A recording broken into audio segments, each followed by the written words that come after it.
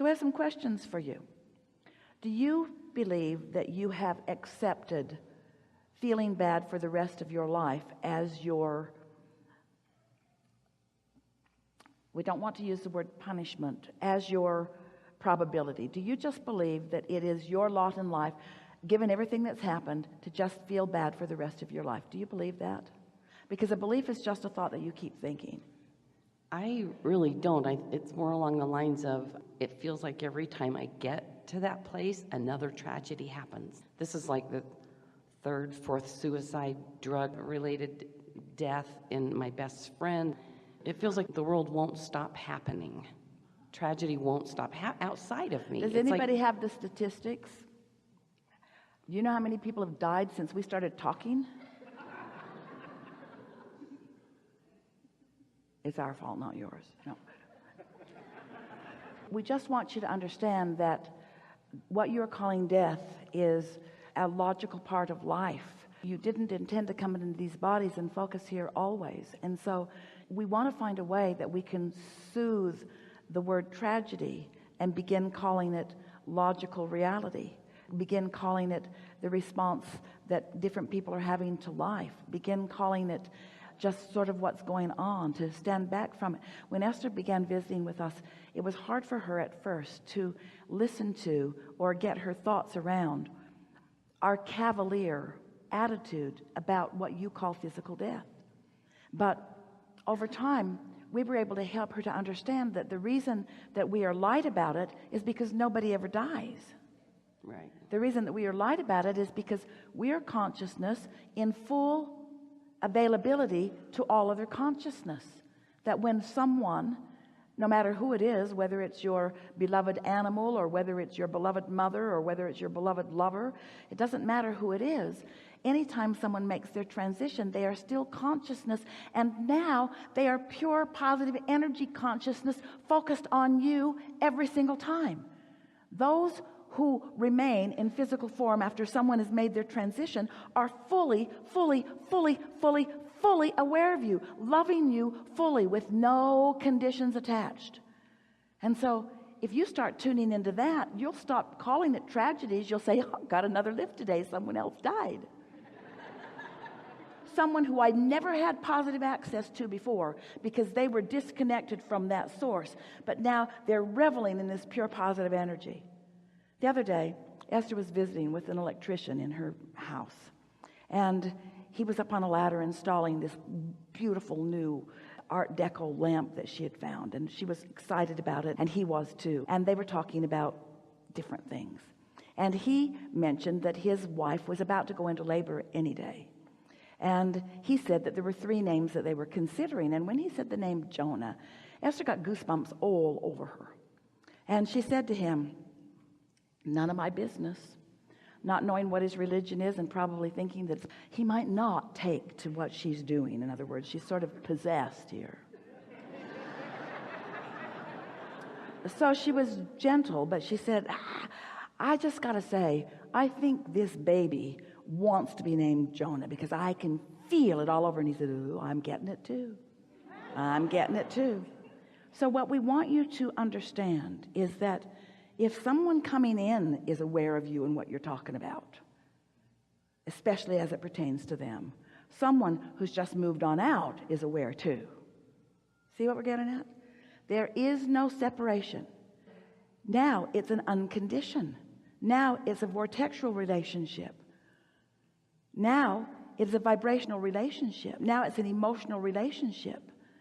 So there's nothing tragic about someone defocusing here and putting their attention somewhere else. Source is never calling you into something that is wrong. And you just got to know that sometimes that is the path of least resistance, which means it's the path of most allowance. Death doesn't mean something went wrong.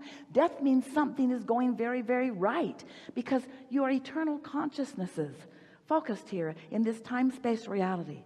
So imagine a world, or even a small cluster, or even 5 of you in a corner somewhere, in alignment with who you are, tuned in, tapped in, turned on. You've been laughing, you've been scratching, you've been having a good time, you've been feeling in love with life and with each other, and using each other as a point of rendezvous. Imagine being in alignment and then allowing the source within you to help you rendezvous here and here and here and here and here.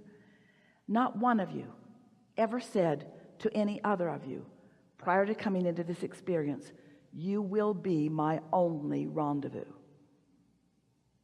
Every one of you knew that your dominant intention for rendezvous was with the source within you, and that once that alignment is consistently in place, that you will be inspired to behavior. You have not been off your track. You have not done anything wrong. Nothing has gone wrong. You are living life. Tragedies aren't happening. Things are happening. It's all in the way that you are choosing to look at it, you see. If you all are watching CNN or some of those news broadcasts where it is their sole intent to go around the world looking for trouble and then finding it, exaggerating it, tilting it, and putting dramatic music behind it, and then bringing it right into your living rooms, then you are inordinately aware of tragic and trauma around the world. And we know when it comes up close to you, sometimes it worries you, especially when you are with someone like us who is always saying you create your own reality. But if you create your own reality, then everybody else does too. And so you can't be the one that created their reality just because you know them. They created their own reality and you knew them. They created their own reality and you knew them. And you were not charged with the assignment of making it different for not one of them.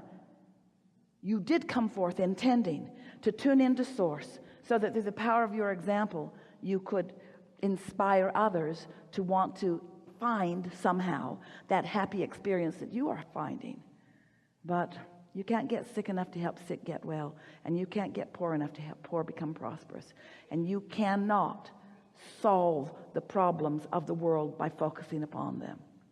Just live your own life and let the source within you revel through you, and let the goosebumps indicate to you your alignment with source, and practice it enough that you're steady there, and then watch the inordinate number of good things that come your way, and leave everyone to create their own reality, and don't take credit or responsibility for anything that's happening to anyone else.